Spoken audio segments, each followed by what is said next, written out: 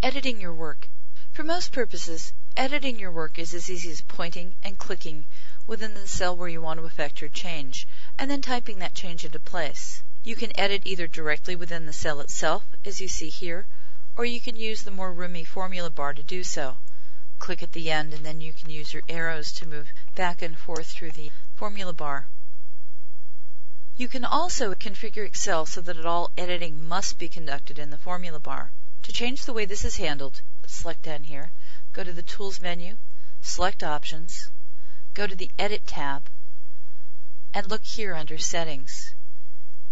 This allows you to edit directly within the cell as well as the formula bar. If you only wanted editing to be done in the formula bar, you would click to uncheck Edit Directly in Cell and then click OK. However, for our purposes, we're going to leave Edit Directly in Cell chosen.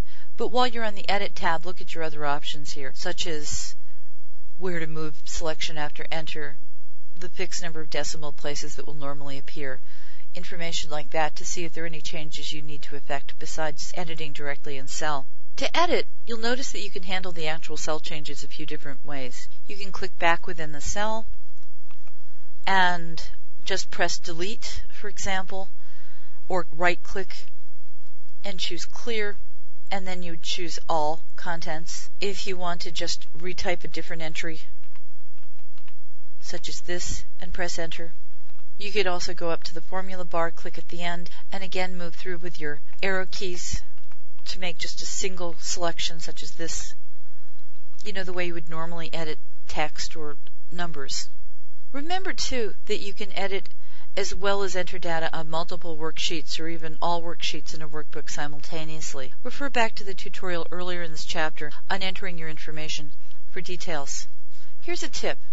Imagine you just made an incorrect entry and you want it to disappear. You can open the Edit menu and select Undo.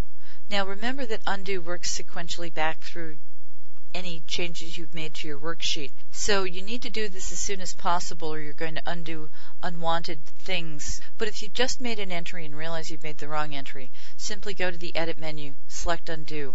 And this applies for formatting and other changes you may make as well as editing. The Undo option is great, and frankly I use it way too often. Also, what if you have multiple entries of the same value or text that you need to change? For that, you may want to use the Find and Replace option. Now here you're going to go to the Edit menu, and you're going to notice that there are two options here, Find and Replace. Now Find basically just finds what you're looking for. Replace allows you to both find the entries you're looking for and give options for replacing them.